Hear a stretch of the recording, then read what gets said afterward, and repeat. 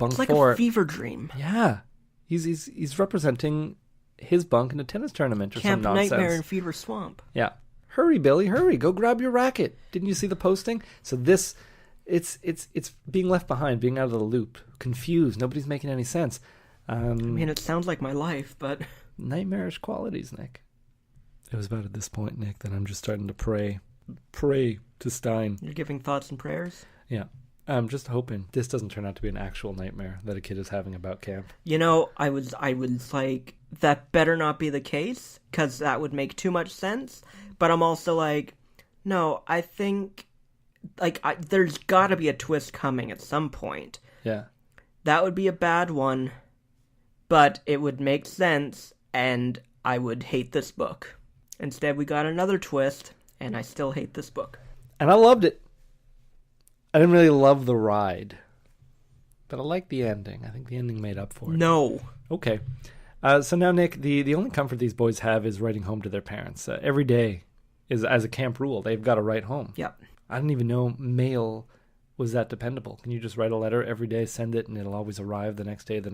Day, bow, bow. They can write awful things that are happening, and at least hope that their Do you want parents to talk will about the come mail, do- Matthew? Because I want to talk about the mail. I've been dying to talk to you about the mail. Really, or are you just saying how I'm talking? Day, bow, bow. What's going on? Day, bow, bow. Yeah. How does that relate to the mail? Beautiful. Bill finds all of the letters unsent in a big burlap sack. There's letters from Bill to his parents, letters, Mike's letters. Mike's letters. Pepe Sylvia. Day, bow, bow. They never sent the letters, Nick. They never sent them. Oh, Billy, this whole thing is unraveling for Billy. He's desperate to find his buds. They still haven't returned. And it would seem that he thinks now that, hey... It would seem that they took a hike.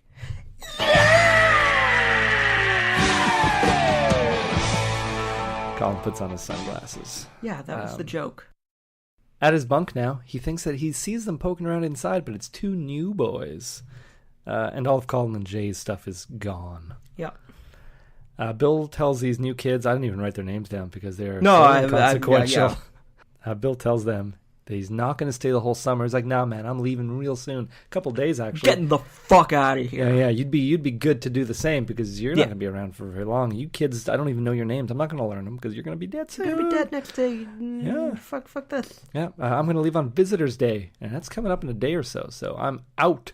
The boys inform him that Uncle Al, didn't you hear what he said at dinner? Oh, no, you didn't because you were a little late because you were poking around the mail room. Uncle Al canceled Visitor's Day. Oh my God. Oh, the next morning, Nick. A lot of mornings, a lot of time passing with not much happening.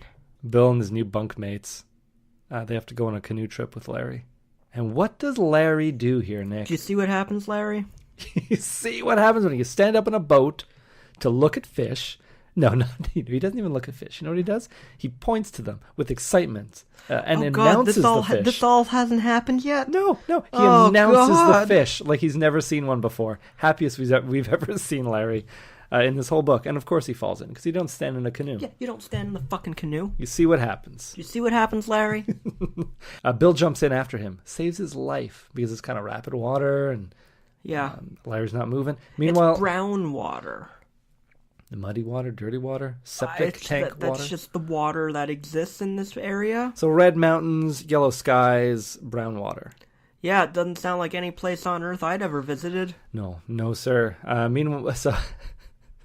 Meanwhile, after Bill jumps in, these 2 other boys who know nothing of the river wild or have ever been in a canoe before. No, they're just idiots. No, they float down They're fucking nerds. They're all fucking nerds when you think about it. But like these guys are just like, I don't want to get my feet wet. Yeah, and they float down this rapid water with dumb expressions on their face. Like the log rider. Never to be seen or heard from again. No.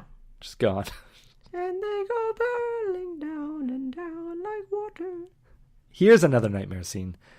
Here's another nightmare NFB? scenario, Nick. What? The NFB? Yeah. Having to walk back to camp soaking wet with This counselor who's making no effort to talk to you, just 3 hours of like an awkward silence. And he's still not answering any of Bill's questions. Yep. What happened to Mike? What happened to Jay? What happened We to ate Colin? him. What happened to everybody, man? Why am I the last guy here? Why is nobody treating this like a real issue? Yeah. And Larry's just like, I don't know, man. He's like, I just saved your life, Larry. Yeah, then he just puts on his Walkman and he just like starts playing Wicked Game. Just like, listen to this, kid. Just listen. I can't tell you, but just fucking listen. What a wicked game we play. Yeah. Bill the man now. It's a game. Yes, I understand. Well, maybe. Larry is definitely playing games with them, and we saved the wrong guy here. I think he should have focused on the two doofuses in the canoe. Let Larry drown. No, whatever. I don't know. All right, when they finally get back to camp, Uncle Al doesn't even give a hoot about anything that just happened. Zero fucks. No, he's... Well, he does give a fuck about something coming up. Well, he's just out one canoe. Oh, yeah, the canoe. That's what I mean. Like, he's more concerned about the canoe than the children's. It's his best canoe, It's Nick. his best fucking canoe. You don't just... as a camp director, you gotta care about the children, but you also gotta care about your inventory, about your canoes. About your canoes. What's a camp without canoes? Some would say, what's a camp without kids? But you gotta have canoes to get the kids. We're real close to the end now, Nick. I know. Praise be. Did Jennifer Jason Leigh? Like what? Yeah, I don't know, man. Okay. I didn't know which god to serve. Oh, Jennifer Jason Leigh is the one that we serve. It's all leading up to something, Nick, I assure you. Bill is woken up crazy early the next morning. Like, the sun isn't even out early. It's gray outside. Oh, yeah. And Uncle Al has just called an unscheduled special hike. Those are quotes there. Special hike. Yep. For the entire camp. Get out of that camp. God, Get yes. out of that camp. Get out, man. The unscheduled like bit. Deliverance. Yes. Now, the unscheduled bit here is what really struck a chord with Bill. That was really? It wasn't the special hike? No, it was the most upsetting part for him is knowing that it wasn't on the docket. It's like, well, boy, this is unprofessional, Uncle Al. The whole camp is feeling real weird about this surprise hike. Maybe it's the silence everyone has committed to, the single file order nature of this hike. Mm-hmm. Who knows? Yeah. Bill, to hide your numbers. Yes. Bill's going to make a run for it, he decides. And then he doesn't. And he doesn't because he looks over. He waits too long, but he looks over. He sees Uncle Al looking right at him with a shotgun in his hand. Yep. And at this point, I'm just like, oh, God, so they're just going to let the kids out into the woods.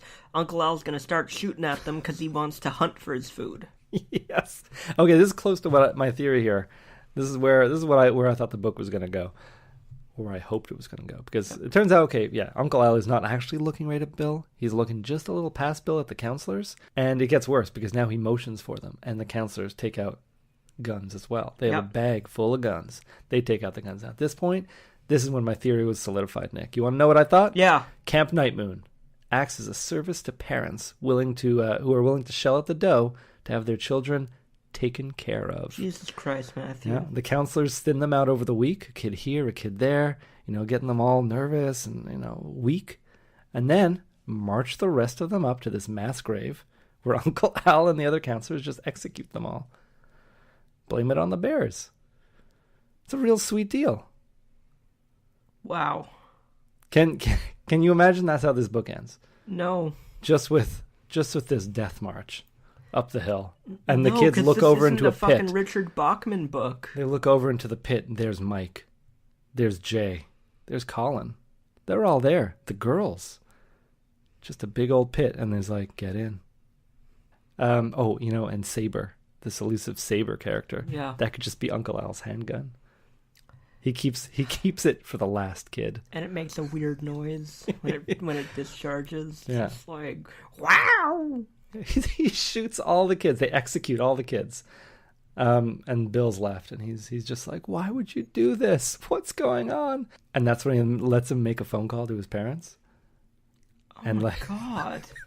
You've thought this out way too much. And he's like, Mom, Dad. And he's like, we know, Bill. We know. It's like, just fuck. Good luck. Good luck with what? Or no, is this what you meant when you said do your best?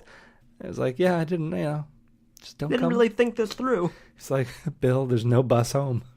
And so they hang up on him, and then Uncle Al says, it's time to meet Saber, Bill. And then just right between the eyes. Fuck. But no. And people think I'm fucked up. Like, fuck. But no, it was not that. Almost close. Uncle Al makes all the kids take a gun. And hunt each other. Well, it's girl hunting season, Nick. Oh, it's...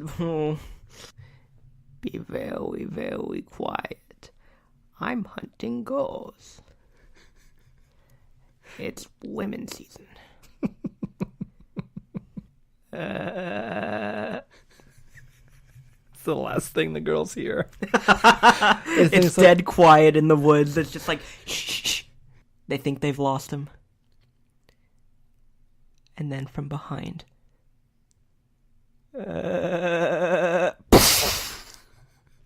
Oh God, Dory! No! Be very, very quiet. Monster! My monsterness is rubbing off on you. Oh. So the two girls from Camp Nightmoon have run away. Bill assures Don and Dory because... Well, I mean... it is. It's a 50-50 shot here. Yeah. Well, I'm sure there's more girls there. Or is it You just said there were girls? 4. Yeah, 4 girls on the bus. Maybe there were already kids there. I think there were... No. Okay, maybe not. And all the kids are given the guns and instructed to go hunt them down. They cannot escape. They must not escape. They will not escape. But Billy won't do it, Nick. In fact, he's never going to do anything Uncle Al tells him to ever again. He instead points the gun at him, says, "Welcome to Camp Nightmare, bitch." Yeah, I mean, he literally says, "Camp is over," and then fires a round deep into his chest. I should mention at this point, Nick, that they're just tranquilizer guns, but still, man. Still. I mean, don't go hunting girls in the woods with tranquilizer guns either. That's probably worse. Oh, there's so many problems. But nothing happens. Just a little pop gun. Nothing's going on. Nothing's going on. Yeah, so I was like, oh, okay, this book's almost over. What's going on? Uncle Al's still alive. He now starts laughing like a maniac, congratulating him, telling him he passed. It's like the most fucked up chocolate factory tour since Willy Wonka. It's like, you own the camp now. Come with me and you'll see a camp of pure imagination. Really, it's just more of a liability thing because there's a lot of dead kids. Now it's all Bill's fault. Well, I mean, same with Wonka. All the dead kids? It's your chocolate factory now, kid. Yeah, just sign here. Sign here. Yeah, Veruca's your problem now. Goodbye. Bye. He just gets in the glass elevator and just fucks off. Yeah, that's why they never made a Charlie and the Chocolate Factory 2. They did. Charlie and the Great Glass Elevator. Oh, they did? Yeah. Was it just him in prison?